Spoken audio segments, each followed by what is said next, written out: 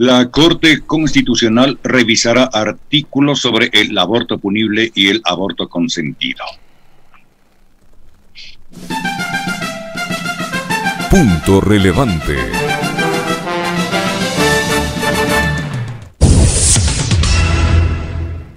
La Corte Constitucional incluyó en el orden del día de la sesión de este miércoles 28 de abril a las 10 de la mañana revisar la demanda por inconstitucionalidad de los artículos 149 y 150 del Código Orgánico Integral Penal COIP referente al aborto punible y el aborto consentido. Es urgente, Corte, fue el llamado de colectivos de mujeres y organizaciones de los derechos humanos para que la Corte Constitucional se pronuncie por esta demanda de inconstitucionalidad presentada hace más de 2 años. Su urgencia, explicaron, es por las alarmantes cifras en el país. En noviembre del 2020, Ana Vera de Surucuna alertó que, de acuerdo a los datos de la Fiscalía, 14 violaciones diarias se registran en el país y el 80% son niños, niñas y adolescentes menores de 14 años. Mientras que el Ministerio de Salud señala que cada año 3.000 niñas menores de 14 años dan a luz producto de violencia sexual. La Corte Constitucional admitió a trámite el pasado 18 de noviembre del 2019 la causa correspondiente a una demanda de inconstitucionalidad de los artículos 149 y 150 del COIP. Tras varios pedidos de insistencia, los magistrados sesionarán hoy miércoles y analizarán estos apartados. Al respecto, los órganos internacionales de los derechos humanos han calificado las leyes que penalizan el aborto como discriminatorias y como un obstáculo para que las mujeres tengan acceso a atención médica. Han recomendado que los estados eliminen todas las disposiciones punitivas hacia las mujeres que se han sometido a abortos. Sobre este tema, la palabra tiene Alexis Moncayo en Pichincha Opina. 7 de la mañana con 6 minutos. Bueno, llegamos a este momento después de 2 años, como bien decía la nota que da lectura el profe, en que se habían planteado las demandas de inconstitucionalidad a estos 2 artículos del Código Orgánico Integral Penal. Ya los estoy buscando para dar lectura y que sepan ustedes específicamente cuál es su contenido, ¿no? Aborto consentido, 149 del Código Integral Penal.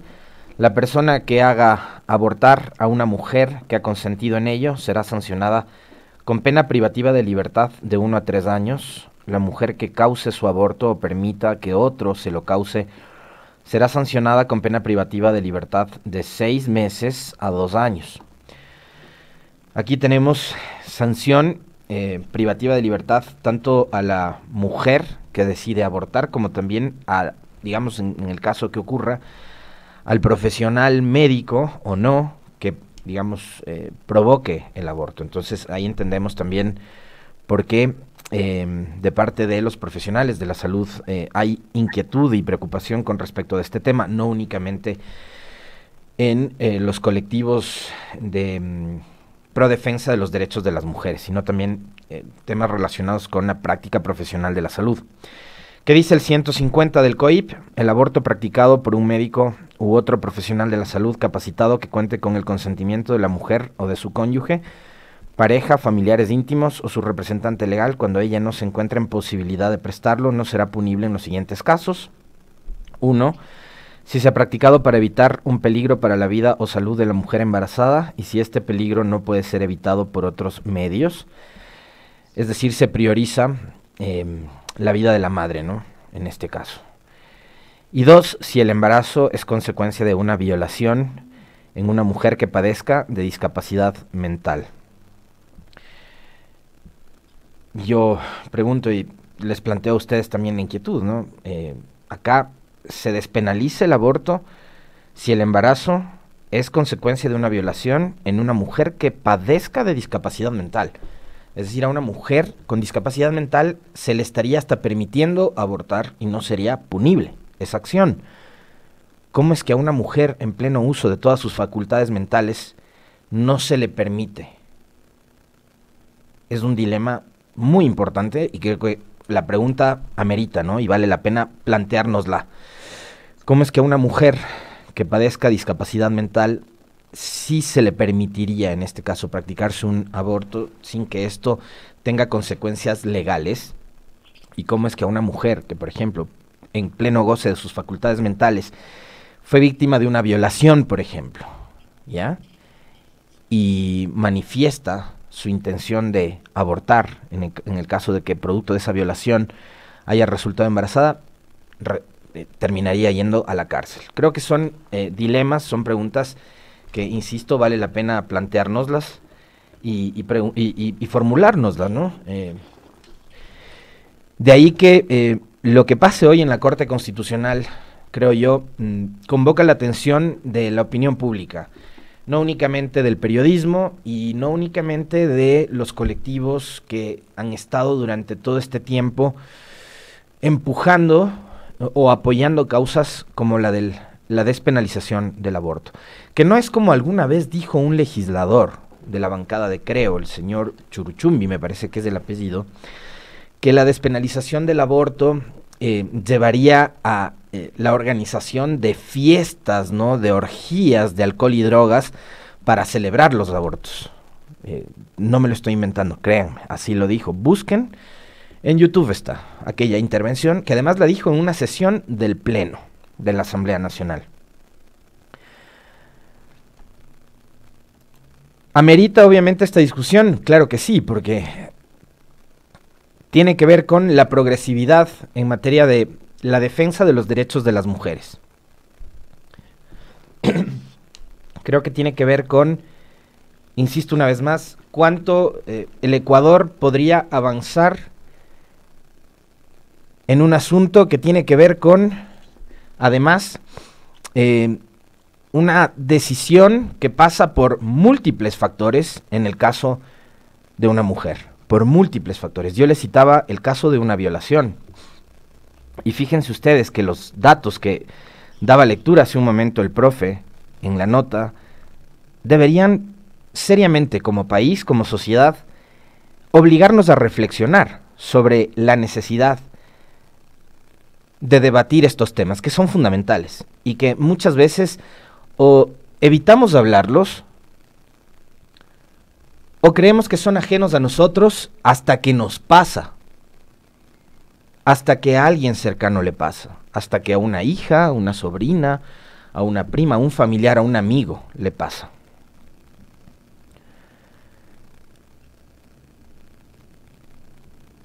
En noviembre del 2020, Ana Vera, de Surcuna, alertó que, de acuerdo a los datos de la Fiscalía General del Estado, 14 violaciones diarias se registran en el país. 14 violaciones diarias. Fíjense ustedes lo que es esta cifra. 14 mujeres, niñas y adolescentes son violadas todos los días en el país. El 80% de estas violaciones, de estas 14 violaciones, son a niños, niñas y adolescentes menores de 14 años. Mientras que, según las cifras que da el Ministerio de Salud Pública, cada año 3,000 niñas menores de 14 años dan a luz a un bebé, traen al mundo a una nueva vida como resultado de una violación sexual. Yo tengo una hija de 7 años y estas cifras me estremecen, me erizan la piel, me asustan, porque ese es el país y esa es la sociedad que tenemos. Tenemos un país, les repito una vez más, para que usted también se asuste igual que yo, tenemos un país en donde 14 menores de edad son violentadas o violentados sexualmente en 24 horas. Cada año. Y el Ecuador está, si no me equivoco, entre los 3 primeros países de la región con las cifras más altas por embarazos en adolescentes producto de violencia sexual. Ecuador es uno de los 3 países con cifras más altas. Esto también es algo que nos tiene que estremecer la piel. 3,000 niñas menores de edad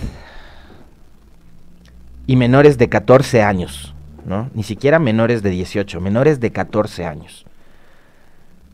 3,000 niñas menores de 14 años traen al mundo bebés producto de violencia sexual.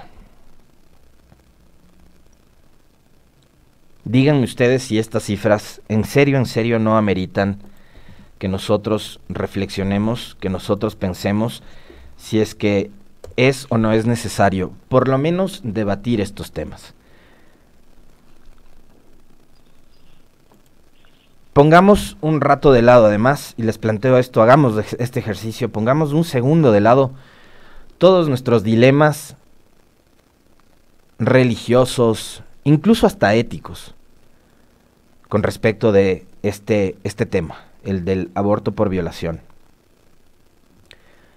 Dejemos de lado un segundo, insisto una vez más, nuestro credo, nuestras consignas de carácter religioso. Y pensemos qué haríamos o qué pensaríamos si es que nuestra hija, nuestra hermana o incluso nuestra madre sería violada y producto de esa violación sexual terminaría embarazada. Creo que es necesario en estos casos siempre ponernos en el zapato o en los zapatos del otro, de los otros. Les digo una vez más, porque uno ve estas cosas lejanas, como que a mí no me afecta, porque además, y como lo conversábamos ayer con Jorge Albán, desde el punto de vista urbanístico, ¿no? Pero creo que también pasa eso en la forma de relacionarnos con la sociedad. Como nos encerramos muchas veces y creemos que porque estamos confinados, encerrados, nuestras hijas, nuestras hermanas, nuestras primas, nuestras amigas están más seguras. Déjenme decirles que no están así.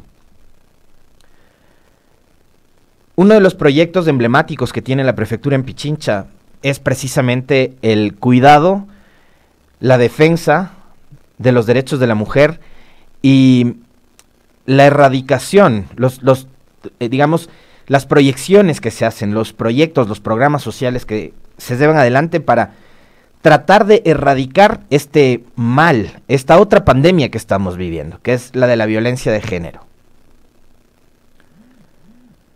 Uno de los proyectos, les decía yo, emblemáticos que tiene la prefectura de Pichincha es precisamente la creación del Centro de Atención Integral de Derechos en Defensa de las Mujeres, que es Guarmi Pichincha. Y resulta que en medio de la pandemia el año anterior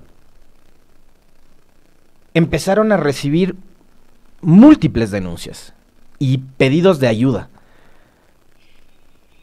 de mujeres que estaban siendo violadas en su propia casa. Y no solo violadas, agredidas, golpeadas, ultrajadas, insultadas en su propia casa. ¿Eso qué significa? Y les repito, ¿no? La génesis de este comentario es el hecho de que el confinamiento no garantiza seguridad para las mujeres. Y más bien el confinamiento lo que demostró es que la violencia en contra de la mujer, muchas veces, en un 75, 80%, quizás un poco más, está dentro de los propios hogares. Ese es otro tema que debería ponernos a pensar y a reflexionar. Como nos dice Marco Vargas en la transmisión de YouTube, así es, Marco, en Pichincha se creó la línea gratuita 166 para atender casos de violencia contra la mujer, de varios tipos de violencia contra la mujer.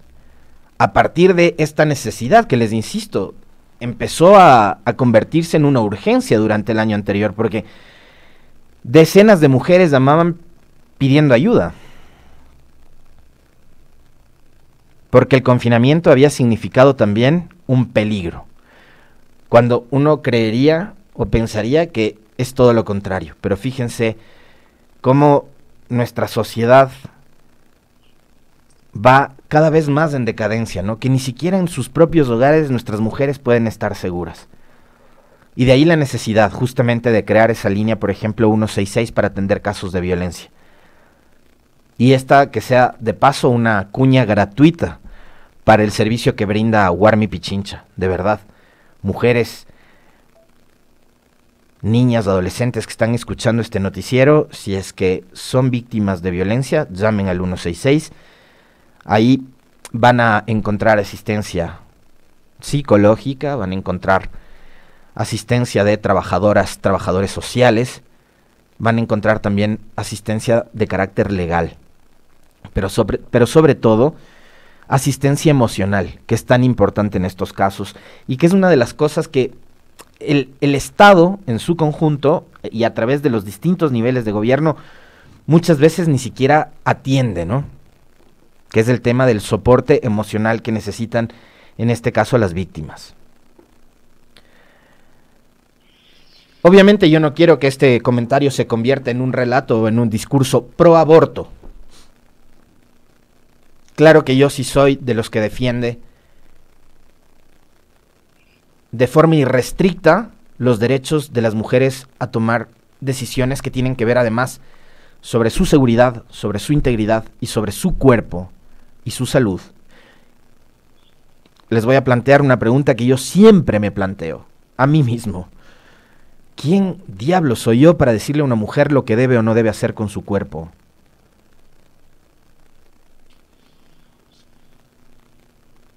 Es un tema de derechos. Es un tema de derechos que además tiene que ver con, insisto una vez más, la progresividad de esos derechos. ¿Es un tema delicado? Claro que es un tema delicado. Es un tema que hay que hablarlo, obviamente que hay que hablarlo. Como sociedad, nuestra clase política tiene que hablarlo. Tiene que debatirlo. Pero no desde la pasión religiosa, no desde mi credo, no desde mi metro cuadrado, no desde mi casa que está encerrada en un conjunto habitacional con cámaras de seguridad y guardia privada. Sino también poniéndonos en los zapatos de los otros, ¿no? De esas miles de mujeres que son víctimas de violencia, poniéndonos en los zapatos de esas 3,000 niñas y adolescentes menores de 14 años que son obligadas a parir porque caso contrario podrían ir a la cárcel. Que además tiene que ver con una doble condena, ¿no? Una posible condena penal y una condena social. Y la revictimización de la mujer en casos espantosos y horrorosos como son estos, ¿no? Yo les digo que es durísimo tener que hablar de esto porque yo parto desde mi propio ejemplo como padre. Les digo una vez más, tengo una hija de 7 años. Y yo me planteo también otra inquietud, una niña de 10, de 11, de 12 años, que todavía no termina ni siquiera de desarrollarse, está en capacidad de ser madre, de traer un niño al mundo, otro niño al mundo. No les digo a ustedes, adopten una posición de defensa o de crítica con respecto y alrededor de este tema. Pero sí planteémonos, nosotros mismos, en nuestros hogares, el discutir y el hablar sobre esto, sobre la necesidad de que como Estado, como país, como sociedad, lo hablemos.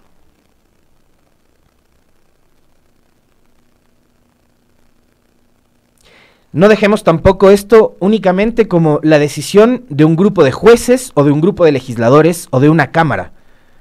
El debate tiene que ser de toda la sociedad, una vez más, en su conjunto, pero con visiones no radicales, no apasionadas.